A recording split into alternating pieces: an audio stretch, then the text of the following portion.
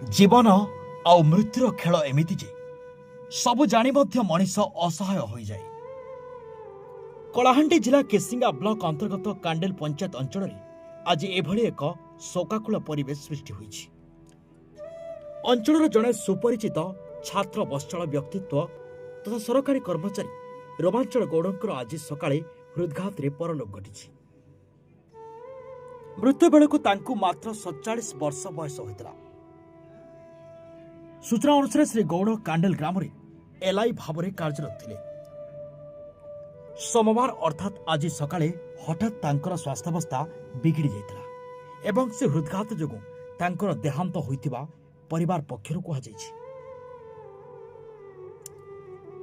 ଚାକିରି ପୂର୍ବରୁ ପ୍ରାୟ 20 ବର୍ଷ ତଳେ ସେ ଅଞ୍ଚଳର ଅନେକ ପିଲାଙ୍କୁ ଶିକ୍ଷାଦାନ ମଧ୍ୟ କରାଇଥିଲେ। ଜଣେ ଆଦର୍ଶ ଟ୍ୟୁସନ ସାର୍ ଭାବେ ସେ ବେଶ୍ ଖ୍ୟାତି ଅର୍ଜନ କରିଥିଲେ। ତାଙ୍କ ଦ୍ୱାରା ଶିକ୍ଷିତ ଅନେକ ଛାତ୍ରଛାତ୍ରୀ ଆଜି ସମାଜର ବିଭିନ୍ନ ପ୍ରତିଷ୍ଠିତ ପଦବୀରେ ଅଛନ୍ତି। ହେଲେ ଆଜି ତାଙ୍କର ହଠାତ୍ ବିୟୋଗ ସମସ୍ତଙ୍କୁ ସ୍ତବ୍ଧ କରିଦେଇଛି। ତାଙ୍କ ମୃତ୍ୟୁ ଖବର ପାଇ କାଣ୍ଡେଲ ଅଞ୍ଚଳର ବହୁ ମାନ୍ୟଗଣ୍ୟ ବ୍ୟକ୍ତି, ଛାତ୍ରଛାତ୍ରୀ ଓ ସ୍ଥାନୀୟ ବାସିନ୍ଦା ତାଙ୍କ ବାସଭବନରେ ପହଞ୍ଚି ଶେଷ ଦର୍ଶନ କରିବା ସହ ଶୋକ ସନ୍ତପ୍ତ ପରିବାର ବର୍ଗଙ୍କୁ ସମବେଦନା ଜଣାଇଛନ୍ତି। ତାଙ୍କ ବିୟୋଗରେ ସ୍ଥାନୀୟ ଅଞ୍ଚଳରେ ଏକ ଅପୂରଣୀୟ କ୍ଷତି ଘଟିଛି। ମୃତ୍ୟୁ ବେଳକୁ ତାଙ୍କୁ ମାତ୍ର 47 ବର୍ଷ ବୟସ ହୋଇଥିଲା।